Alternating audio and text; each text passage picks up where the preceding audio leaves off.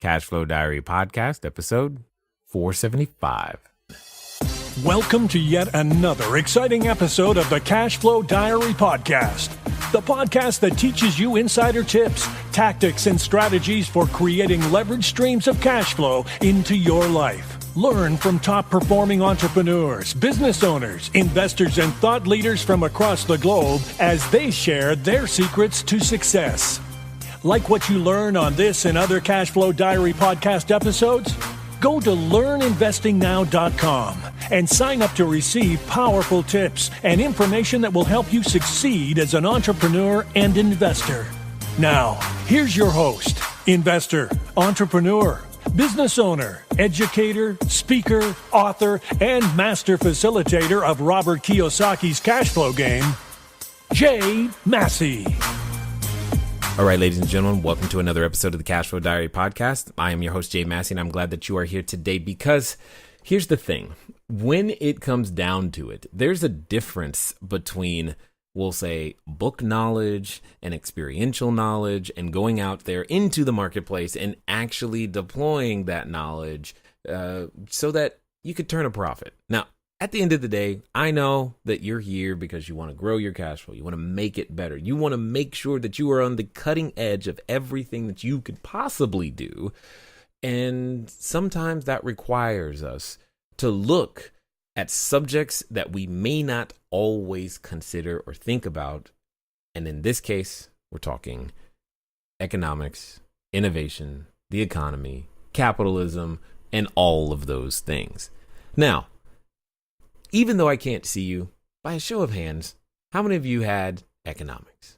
Yeah, okay, there was a lot of you. I get that. But how many of you had economics from a person who actually participated in the economy in some way other than just teaching about economics?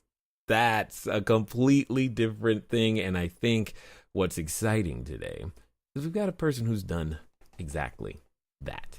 He's recently revised and updated his book, Doing Capitalism in the Innovation Economy. I'm, of course, talking about Bill Janeway. And if you can think of this, he's actually led what he would call the double life of a theorist practitioner because he's been out there in the field. A PhD in economics at Cambridge, 35 years working at Warburg Pincus, also known as, let's just say, I don't know, we want to call them the granddaddy of the internet, the sugar daddy of the internet. They're the ones who have founded and been very instrumental in financing some of the internet infrastructure companies that we know about that allow us to go out there and buy and sell things today.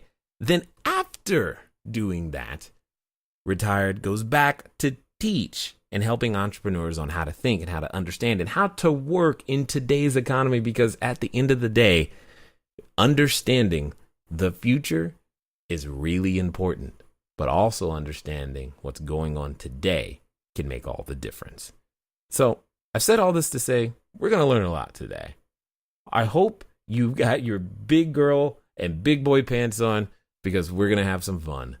Help me welcome Bill Janeway. Bill, how you doing? I'm doing great, Jay. I'm just delighted to be with you here. Particularly because your podcast is called about cash flow. Yep. And one of the first things I learned, and I learned it the hard way, was what my mentor way back 35, 40 years ago used to say: corporate happiness is positive cash flow.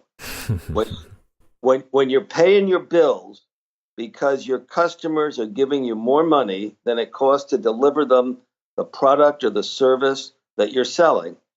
That means that, first of all, you've really got validation that what you're doing is worthwhile. And second, you've gained liberation from depending on other people's money, from the kindness of strangers or the speculators.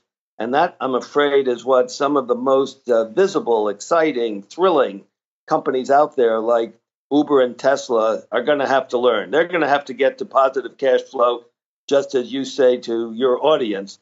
That's what you're helping them do. Oh, we're going to have some fun today, and I am so glad that you are here. Oh, my goodness. Okay, so before we get too far into it, I've got to ask you the same question I tend to ask everybody else the first time that they're here. Are you ready? Yes, sir. All right. I tend to look at today's entrepreneurs a lot like yesterday's superheroes. So, Batman, Robin, Wonder Woman, etc. Because I think entrepreneurs and superheroes have a ton of things in common. For example, as an entrepreneur, I can occasionally envision myself flying around town and saving my customers with their products and services. And who knows, maybe I am wearing a cape and tights. At the same time, though, I think every entrepreneur has a beginning, just like every superhero has a beginning. So Spider-Man, for example, there was a time where he was just a kid going to school, doing his thing, trying to take some photos. That's it, minding his own business. And then one day he gets bit by the spider and realizes, oh my goodness, I've got special abilities and I get to choose to whether to use them for good or for evil. So my question to you is as follows. Before your time at Warburg, before the degree in Cambridge, before just everything that we know you for today, what we really want to know is, who is Bill Janeway? That's a very interesting question. I guess you could say I've spent my entire life working on addressing it, finding out. And I guess what I've learned is it's learning by doing. It's that process of trying to find out what you're good at and what you enjoy doing and hope that there's some overlap between the two. I discovered pretty early when I was a kid that I was pretty smart in school, got good grades, got into Princeton University, and had a wonderful time there. I actually graduated as valedictorian of my class.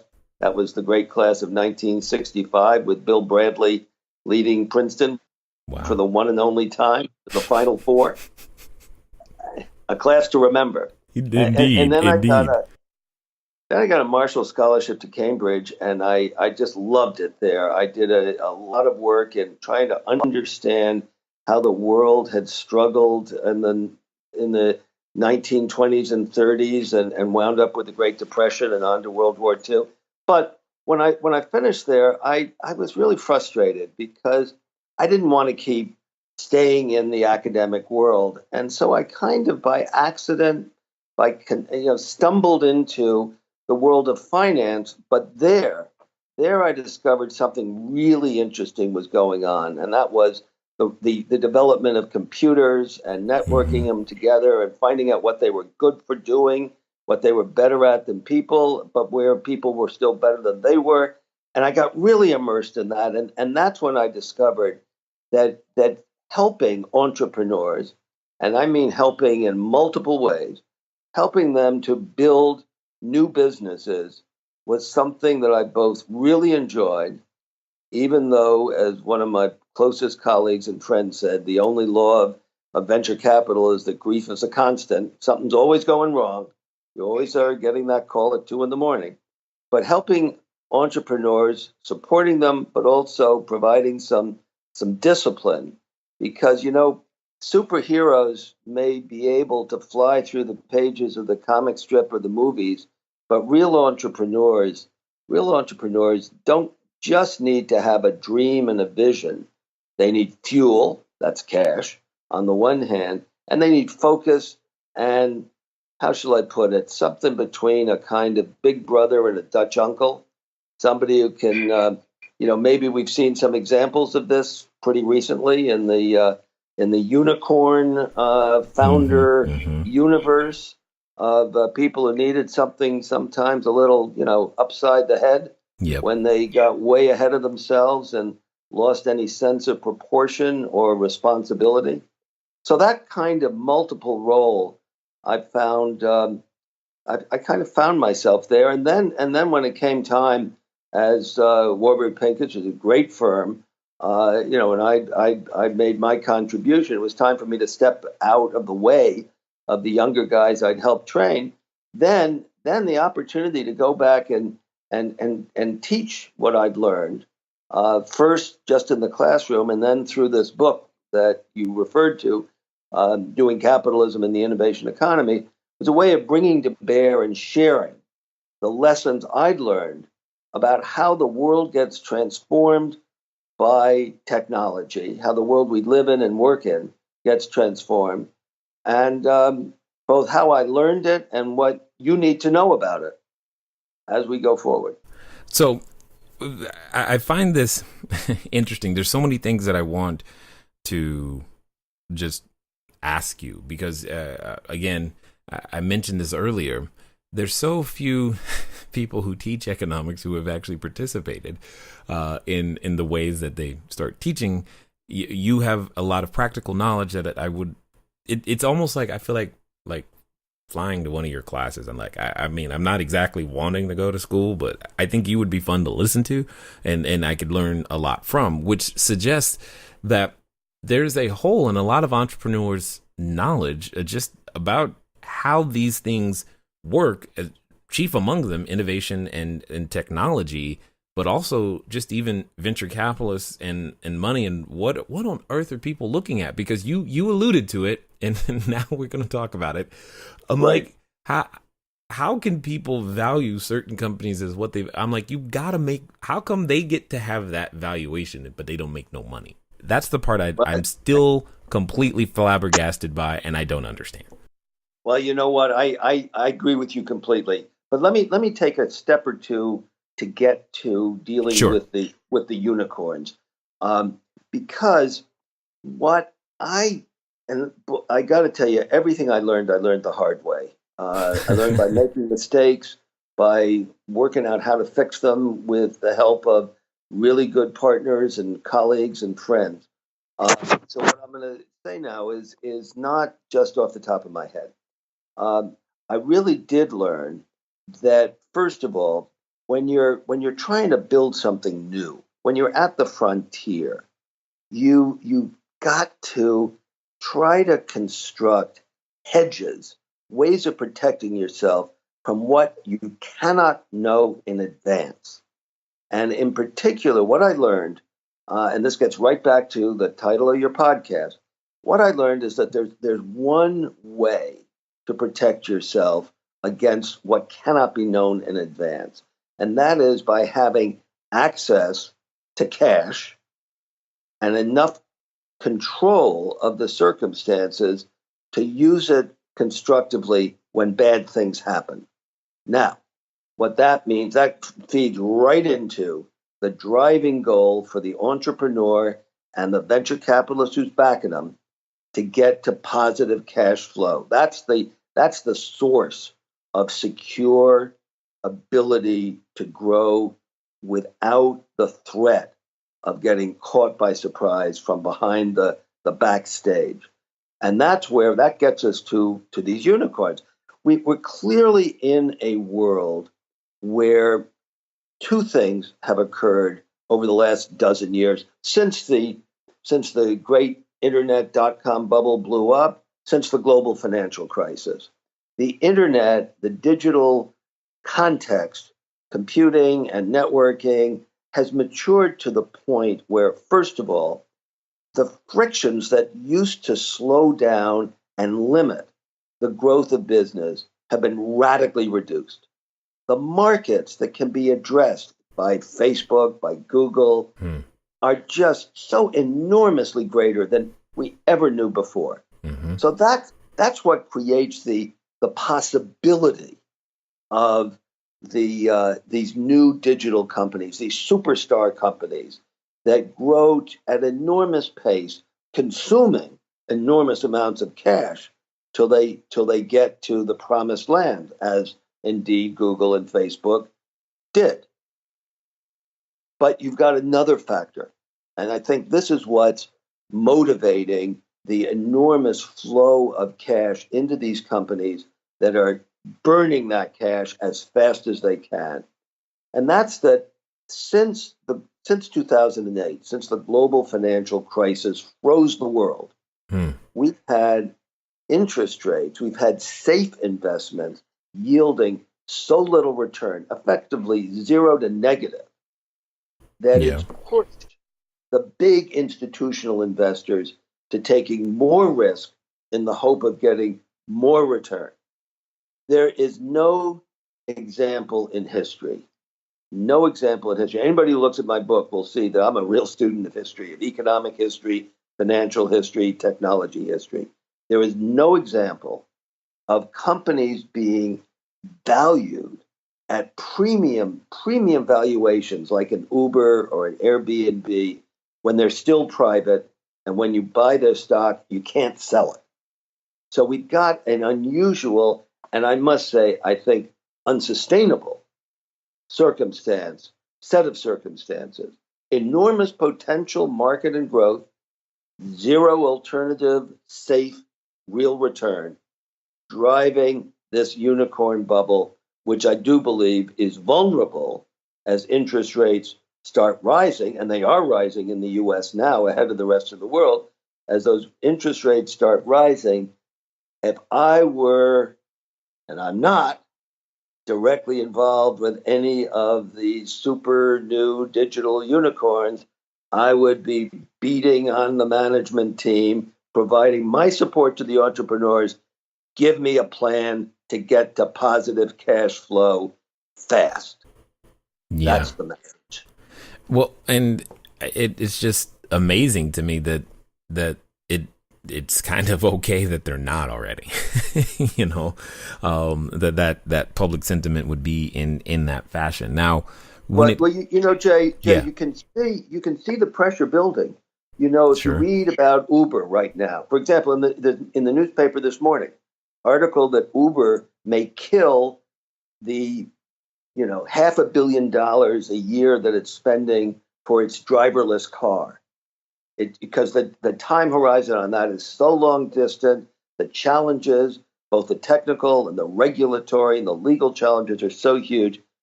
There's an article saying, the board is telling Dara, the new CEO, you better really think about whether you want to keep doing this because we're going to have to get to positive cash flow. We can't depend on the endless supply. Remember, Uber burned $4 billion in the last 12 months. You believe that? That's a staggering number, and, Yeah. and these are the things that don't correlate for me. Is that number, and at least in my head, shows up in red, but yet that their valuation does not reflect that. And to your point, they're betting. It seems like they're betting on a strategy that's a long time from now. But yet that doesn't seem to slow down. I mean, what does a company do in that type of situation when their idea is the cat's out of the bag? Is the idea is not going to go back in, so they've got to do something, or what? I mean, I just don't even understand because I see how getting rid of the human cost out of that could make a ton of sense. But if I'm the entrepreneur on the other end, what do I look at? What are my options? Well, I'm saying the opposite, that they can't afford to keep investing in trying to get the human being out of the car. That They got to cut back, narrow their sights, stay in, and that means the money they're spending is going into new cities and building the base in new cities. I'm not going to dream of trying to provide a game plan for Uber. All I'm saying is that it does look like even Uber is coming under pressure to exercise discipline, to build a path towards where its customers, not its investors, are going to be paying the bills that it takes to deliver the service. And that is I have every confidence. There's one thing I would bet on: sooner or later, the unicorns that survive will survive as cash positive businesses, not endlessly dependent on selling stock to raise money versus getting paid by their customers to deliver value to them. Got it. And it only seems fair that they would have to do such things because that's exactly how I feel. Now, you mentioned earlier that one of the things that you enjoy doing was helping entrepreneurs to build business. How does understanding innovation and technology in our current environment and would help an entrepreneur, build business?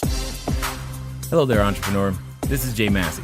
I know that if you've ever gone over to the site, CashFlowDiary.com, you may have asked yourself, where on earth do you get a domain name from? Especially as you are beginning to build your bigger, better, badder business, you need a web presence. You need the email address. You need a way for people to contact you electronically so that you can stop doing the @gmail.com game.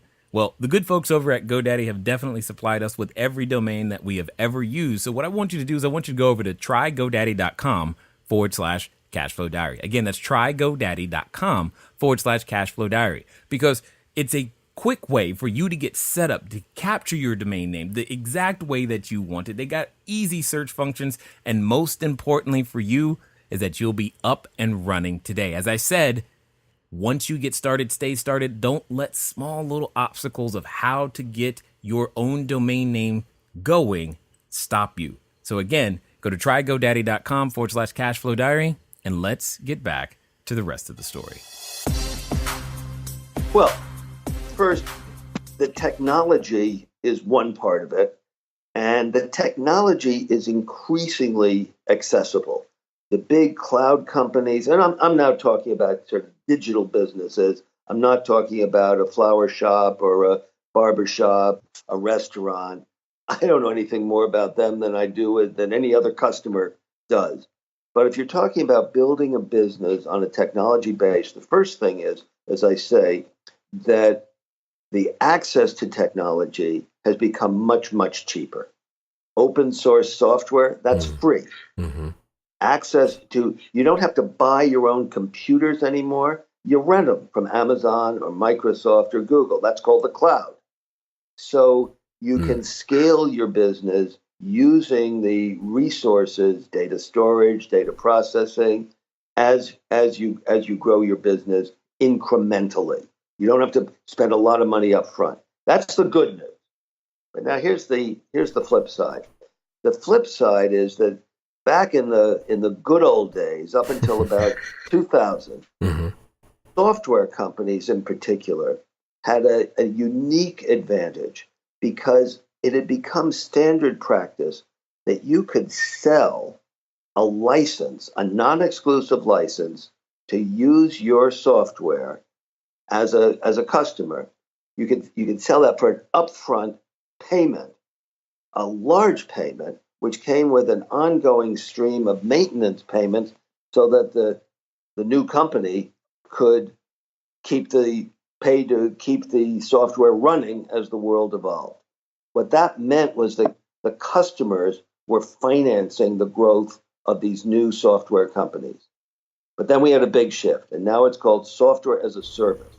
The customer only pays as they consume and use the software that you've delivered to them. That means that the cost of building the business now needs more and more risk capital. It used to be you could build a business and get to positive cash flow in the software industry for maybe $20, $30 million over 2 or 3 years. Now it's more like 200 million and more like 6, 7, 8 years. Now that's one reason, it's a critical reason why a lot of new businesses, really smart, committed, young men and women, and increasingly women, are doing startups that get bought early by the companies that already exist, because the time to get to independence, self-sustaining, and particularly if you're not trying to hype yourself as the next Google or the next Facebook, you're not a unicorn. You're just doing useful work that's going to benefit a lot of customers. The best way now for that to succeed is to have Amazon or Microsoft say, you know what, you're doing something really terrific. We like it. We're going to buy you. We'll give you a job to make sure that it will fit into our environment, to what we're selling as the big service for everybody. That's a huge shift in the way that technology gets built and delivered to the world. And the goal of establishing that independent, cash-positive business is daunting in a world where you're instead of the rich customer funding the little poor startup is in a sense providing financing, user financing to the big company. It's a big shift, and I think it hasn't been fully appreciated, though all you have to do is look at the number of acquisitions that the big technology companies are doing every month, Amazon, Microsoft, Google, Oracle, to see that this pattern has really taken hold. Well, okay. So if that's the we'll say the new way to make things work, and I hear exactly what you're saying. How does an entrepreneur even begin to? I mean, you're saying from the beginning, design your business to be bought by someone else. That's Jay. You are really swift. I actually in this new edition of my book, I've got a kind of postscript to the first half of the book, which is all about my own journey of education, as I say, the hard way, into participating in building those companies in the 1980s that transformed the internet. But there's a postscript to it, and I identify a set of risks that each entrepreneur faces. The first is the technology risk. You know, when I plug it in, does it light up, or does it just go? The second is the market risk. Does anybody care? Right. Does anybody care? Is there anybody going to pay me for what I've done? And then the third is the financing risk. Is there going to be the capital there to get me to positive cash flow, given that the stream of revenues I'm going to get is likely to be stretched out over a pretty long period of time? And so what I'm saying is explicitly is that at each stage, when you plug it in and it does light up, do we sell now? When we got a couple or three customers who bought it, who like it, who will tell the world we're going to buy more, do we sell now? When we're confronted with a new opportunity to raise more money, do we sell now? And that's the question that every entrepreneur, every angel investor, venture capitalist has to be asking at every stage of the development of the new business. Is that simply now? Okay, so does any of that change? What if you're positive cash flow at any one of those stages? Well, once you get there, what I'm saying is that the path to getting there Got it. is extended and challenging. Once you get there, boy, you have all the options in the world. You might want to go public. Not very many companies are going public anymore. It takes a bigger business, a bigger offering. Something else that's going on that people haven't really paid attention to, but another big change between now and the 1990s used to be there was a whole family of specialist, focused, relatively small investment banks that took new technology companies public. Now you got 7 banks that run the world, the survivors of the global financial crisis. If you want to get their attention, you got to come to them with a deal on which they're going to make millions and millions and millions of dollars. Not many companies reach that stage. That's the other challenge. But you can still run the business without going public. You can build the business over time. It's amazing. Sometimes I tell my friends and colleagues in the venture capital industry, it's amazing how many companies have been built to scale and have survived without any help from us. A company like Bechtel, for example, or Cargill. These were family businesses that just kept growing.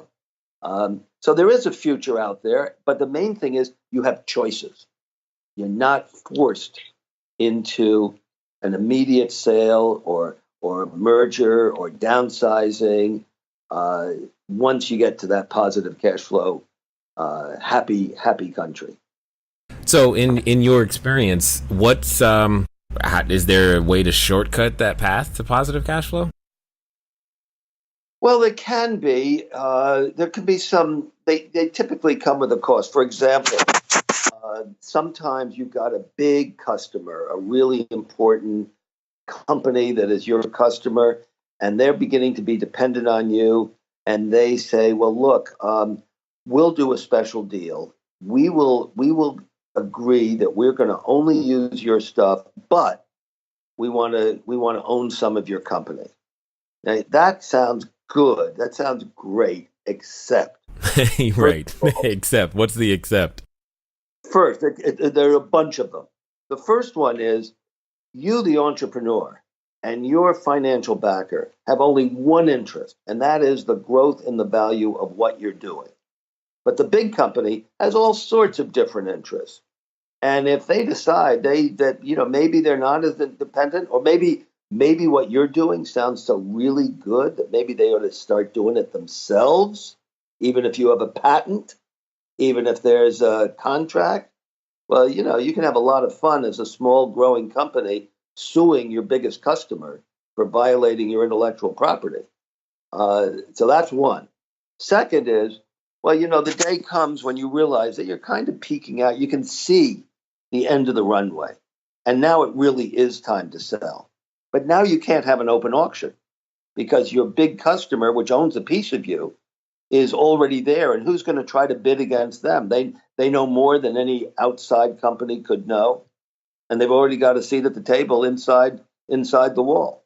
So that what looks like the way to short circuit, the hard road to positive cash flow, can actually really compromise what happens at the end of the day. Got it. And that makes a ton of sense. So what would you say then is, let's pretend I'm starting a business today. If I wanted to put myself in the best position to be able to deal with this changing landscape, what's step number one? Well, first of all, let me tell you how I read a business plan, the order in which I read a business plan. So the first thing I do is I read the biographies. So what have these men and women done before? Have they ever been through one of these things? Because startups aren't patty cake. Startups are tough. And if they've only worked in a big company, they may have to go through a learning experience or two. I frankly was always susceptible. I always had a certain leaning towards the men and women who had been through a failed startup and then came back to try to do it again and do it better. So that's the first thing. The second is, so tell me about the market that you're serving. Tell me about who needs your stuff. Tell me about a hole in the market where there's room for a new company to establish position. Okay? And that will tell you an enormous amount. Are these people who have really studied the field, or are they just throwing darts at the blackboard, at the dartboard? Then, sure, let's look at the technology. What's different? Not is it better, but how is it different? One of the things I learned a long time ago is that just saying, "Oh, I'm better than you. I'm better than IBM. I'm better than Google," doesn't get you very far. I want to know why I'm different, why I'm offering something that is not already available. And finally, and just for a laugh, I'll look at there'll always be some financial forecasts, some, revenues and profits. And, you take a look at that and say, well, these guys, when are we all going to get rich? But I don't pay any attention to that because nobody knows. Nobody knows. So it's people, market, technology in that order. And that's why if you're starting out from scratch, even the names of people who are icons like Steve Jobs, Steve didn't do it all alone. Mark Zuckerberg isn't doing it all alone. Everybody needs a team. So the ability to pull together a team of people with relevant experience and knowledge, experience first and then knowledge, that's the critical first step. And then decide where you're going to focus. Whose problem are you going to solve? And that's what I'm going to be reading and looking for and deciding whether, I really better spend some time with these guys. Well, there's something that you've said that I find interesting and I would love for everyone to hear. You seem to put a premium on experience, specifically failure, or having had a bad experience in the past. Why is that? Well, maybe it's a little personal because, as I say, everything I learned about being a successful venture capitalist, I learned the hard way. I learned by what I call in the book, I call it investing in ignorance. I didn't know what I didn't know.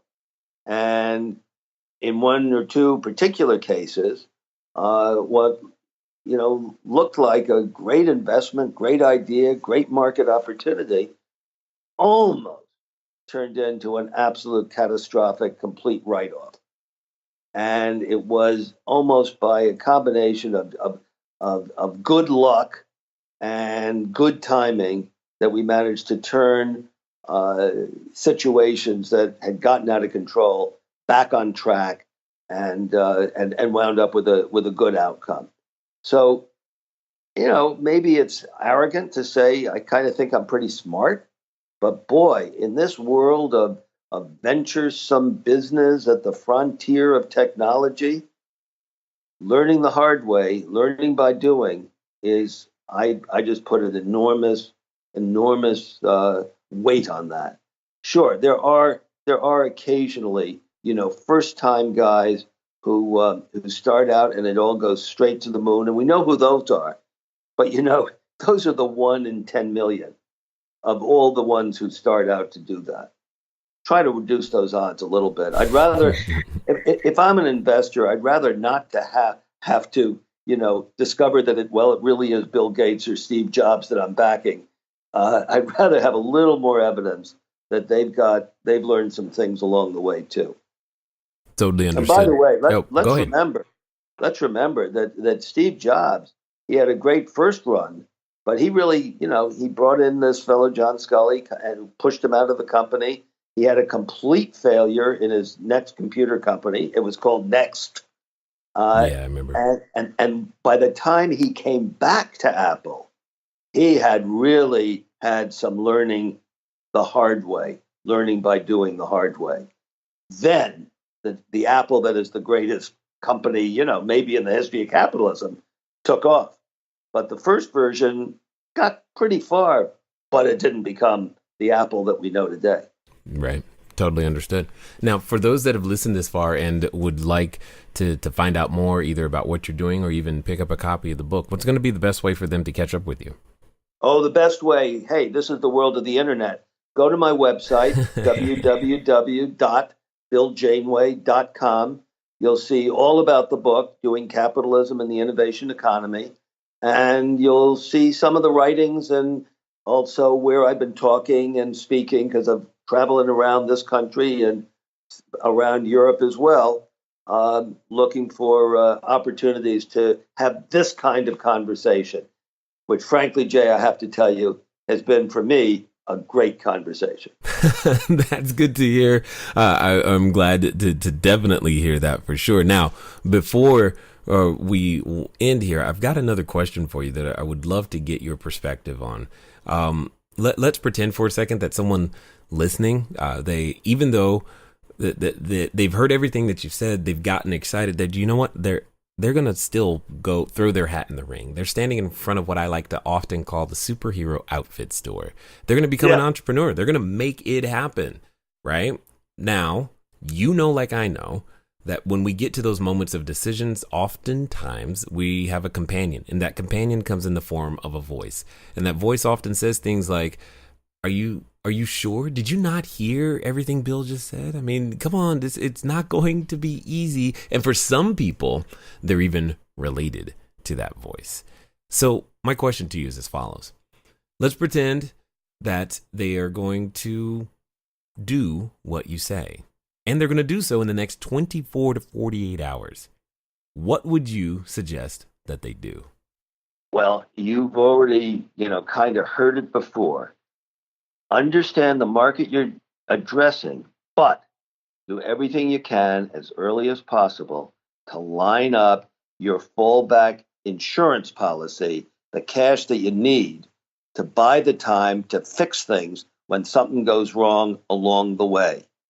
That's why a great idea without the cash to put it to work and to survive the unexpected bad things that almost always happen along the way is just a great idea, and you might as well keep strolling past that store with the superhero costumes in the window. If you're going to go and put on that, you're not going to come out of that all by yourself successfully. You need partners, and you need some access to the fuel, on the basis of which the fuel that you will consume as you learn how to fly. Yeah. Totally understood. I definitely appreciate your practical approach and understanding. And I secretly wish you had been my economics teacher right now. That's all I'm going to say with that. And I appreciate you sharing your knowledge, your wisdom, and your insight here with us today at the Cashflow Diary, sir. Thank you, Jay. All right, ladies and gentlemen, you know what time it is. It's time for you to move at the speed of instruction. What does that mean? That means BillJaneway.com. Pick up the book, read it, do it, implement it, but most importantly, get some cash to buy the time that you need to fix it. I thought that was the best thing ever because, guys, here's the thing. There is a lot that you don't know. However, if you do have a little bit of cash, or if you can get to that positive cash flow really quickly, you can buy the time to fix it. Ladies and gentlemen, it's been fun talking to you today. I look forward to talking to you soon. Until next time.